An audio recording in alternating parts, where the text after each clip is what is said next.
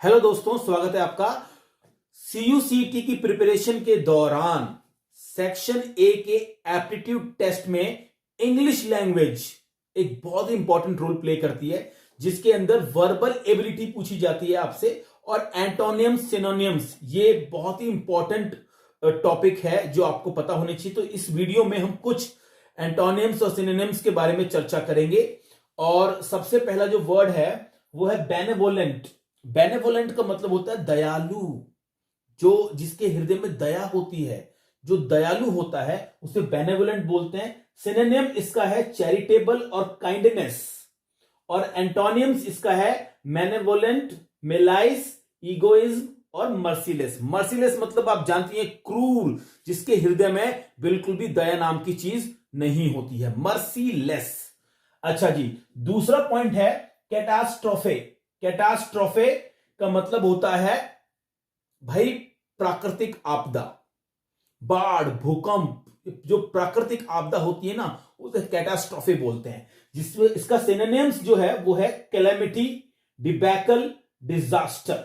Calamity, debacle, disaster, ये कैटास्ट्रोफे का synonyms है। और अगर एंटोनिम्स की बात करें तो ब्लेसिंग, बून, सक्सेस, आशीर्वाद, मतलब अच्छी चीज हो जाना। नेचुरल कैलामिटी, और जो नेचुरल कैलामिटी है यानी कि जो डिजास्टर है, जो प्राकृतिक आपदा है, उसका उल्टा हो जाएगा ब्लेसिंग, बून और सक्सेस।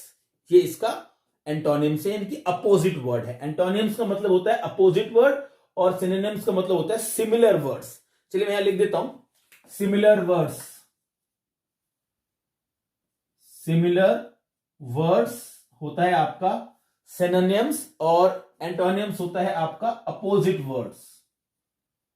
अपोजिट वर्ड्स, ठीक है भाई। तो चलिए, हमने कैटास्ट्रोफे तक कर लिया था। उसके बाद है क्राफ्टी। क्राफ्टी का मतलब है चतुर, चालाक, जो जिसका दिमाग बहुत टेढ़ा चलता है ना, चतुर चालाक, उसे बोलते हैं हम क्राफ्टी। कनिंग, आर्टफुल इसका सिनोनिम है।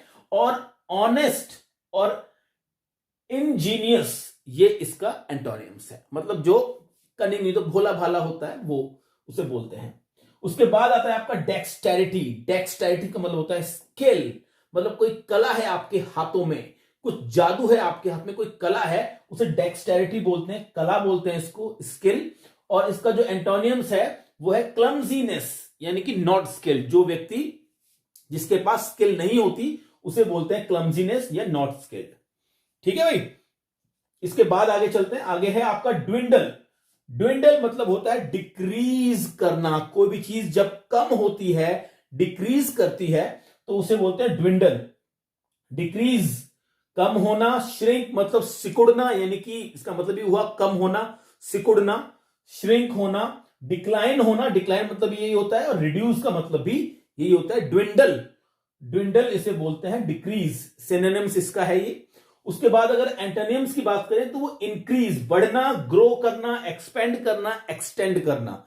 ये इसका जो है वो ग्रो वाला पार्ट है, यानी कि ये इसका एंटोनिम्स है। यानी कि ड्विंडल मतलब अगर कम होना, तो इन सब का मतलब होता है बढ़ जाना, इंक्रीज हो जाना। ओके, तो नंबर 6 पर है एग्जैजरेट। मतलब किसी भी चीज को बहुत बड़ा चढ़ा के कहना, तिल का ताड़ बनाना, राई का पहाड़ बनाना, बहुत किसी चीज को बहुत बड़ा चढ़ा के कह देना, एग्जैजरेट करना, उसे बोलते हैं एग्जैजरेशन, एग्जैजरेट बोलते हैं। सिनोनिम्स है इसका एम्पलीफाई करना, मैग्नीफाई करना। और एंटोनिम्स है इसका मिनिमाइज करना और अंडरस्टेट करना, मतलब छोटा करना। मिनिमाइज मतलब छोटा करना, अंडरस्टेट मतलब भी छोटा करना। तो ये है इसके सिनोनिम्स और एंटोनिम्स एग्जैजरेट के। उसके बाद 7वें नंबर पे जो आपका है वो है फैलेसी। फैलेसी मतलब डिसेप्शन या इल्यूजन, झूठ, इल्यूजन, बिल्कुल झूठ, जो सच नहीं है, जो हमारे सिर्फ मन गढ़ंत की कहानियां हैं, फैलेसी है हमारी, हमारी मन की सोच है, वो सच बिल्कुल भी नहीं होता है, उसे फैलेसी बोलते हैं। फैलेसी का जो एंटोनिम्स है वो है ट्रुथ, बिल्कुल सच, यानी कि रियल, जो सच में हमारे सामने है, ट्रुथ और रियल, ये इसका एंटोनिम्स है। ओके, नंबर 8 पे करते हैं गेल। ये भैया ये क्रिस गेल, वो 6 मारने वाला क्रिस गेल नहीं है, ये गेल है। गेल का मतलब होता है तूफान, चक्रवात, तूफान होता है इसका मतलब किसी की जिंदगी में तूफान आ जाना, बस हुरिकेन आ जाना, गेल आ जाना। उसका अपोजिट होता है पीस, ट्रैंक्विलिटी, शांति।